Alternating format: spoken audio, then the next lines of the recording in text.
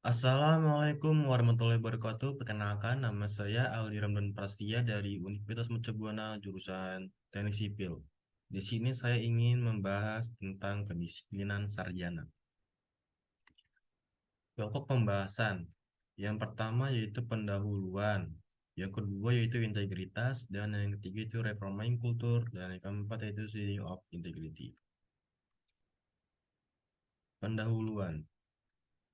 Dalam mengatasi atau menghindarkan diri dari korupsi, kita harus mempelajari bagaimana membangun lingkungan yang kondusif dalam internalisasi nilai-nilai anti korupsi, serta terlibat sebagai individu yang aktif dalam menutupi kesempatan korupsi melalui pembangunan sistem integritas. Bagaimana sih caranya? Yaitu dengan cara melakukan reforming untuk memudahkan proses internalisasi integritas, dan yang kedua itu memahami seeding dan perilaku otomatis dalam konteks perilaku anti korupsi. Yang ketiga itu menjelaskan peran sistem integritas organisasi untuk menjaga individu berintegritas. Integritas. Apa itu integritas? Integritas itu merupakan gambaran diri Anda dalam suatu organisasi yang terlihat dari perilaku dan tindakan sehari-hari. Integritas menunjukkan konsistensi antara ucapan dan keyakinan yang tercermin dalam perbuatan sehari-hari. Reforming kultur.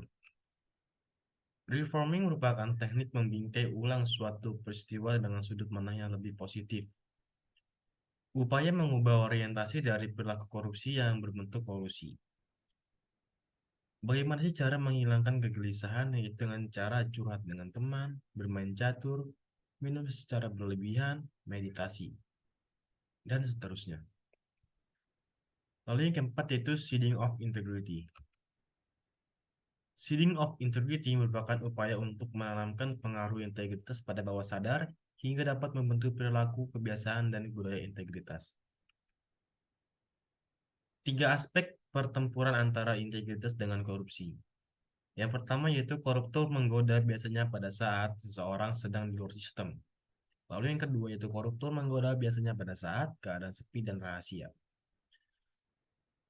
Yang ketiga yaitu koruptor menggoda dengan beragam cara dan menggunakan pengaruh yang sebelumnya di luar perkiraan. Lalu ada sistem integrasi organisasi.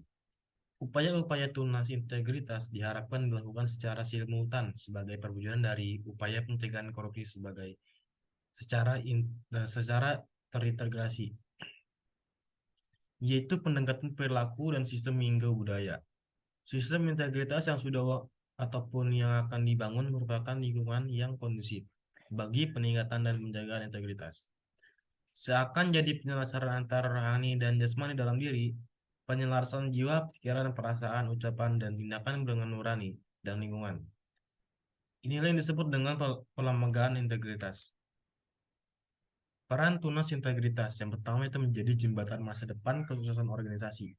Mereka menjadi kumpulan orang yang selalu terdepan untuk memastikan tujuan organisasi tercapai. Lalu yang kedua itu membangun sistem integritas, berpartisipasi aktif dalam pembangunan sistem integritas sehingga semua peluang korupsi dan berbagai penyimpangan lainnya dapat ditutupi. Lalu yang ketiga itu mempengaruhi orang lain, khususnya mitra kerja untuk berintegritas tinggi. Terima kasih. Mohon maaf bila ada salah kata, saya tutup. Wabillahi taufiq hidayah. Wassalamualaikum warahmatullahi wabarakatuh.